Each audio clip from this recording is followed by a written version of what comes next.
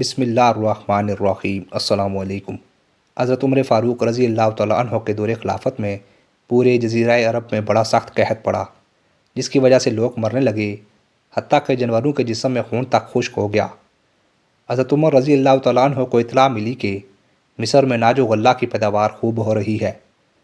آپ رضی اللہ تعالیٰ عنہ نے وہاں کے گورنر حضرت عمرو بن عاص رضی اللہ تعالیٰ عنہ کو خط لکھا کہ یہاں حجاز میں غلہ کی کمی ہے اور مصر میں اس کی فراوانی ہے، اس لیے تم یہاں والوں کے لیے غلہ روانہ کرو۔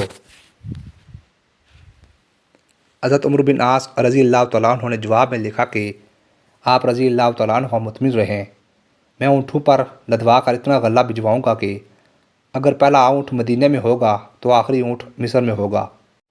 غرض یہ کہ غلہ آیا اور حضرت عمر فاروق رضی اللہ تعالیٰ عنہ نے اس کو تقسیم کر دینے کا حکم فرمایا اور لوگ آ کر غلہ لے جا رہے تھے۔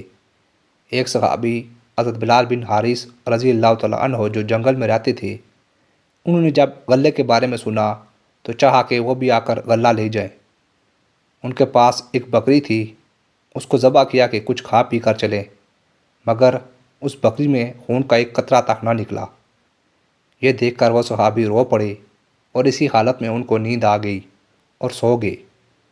خواب میں دیکھا کہ اللہ کے رسول صلی اللہ علیہ وآلہ وسلم تشریف لائے اور فرماتے ہیں، حیات کی خوشخبری سنو اور عمر کے پاس جا کر میرا سلام کہو اور ان سے کہو کہ میں نے تم سے ایک عہد لیا تھا اور تم وعدے کی پورا کرنے میں سخت اور پکے ہو، بس عقل سے کام لو، عقل سے کام لو۔ حضرت بلال بن حارث رضی اللہ تعالیٰ عنہ حضرت عمر رضی اللہ تعالیٰ عنہ کے دروازے پر حاضر ہوئے اور ان کے خادم سے فرمایا کہ حضرت عمر سے رسول اللہ صلی اللہ علیہ وآلہ وسلم کی قاصد کے لیے اجازت لو۔ حضرت عمر فاروق رضی اللہ تعالیٰ عنہ یہ سن کر خود باہر تشریف لائے۔ انہوں نے ساری بات آپ رضی اللہ تعالیٰ عنہ کو بتائی۔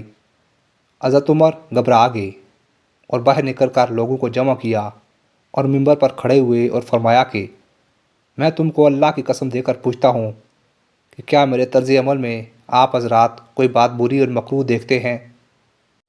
لوگوں نے کہا کہ نہیں۔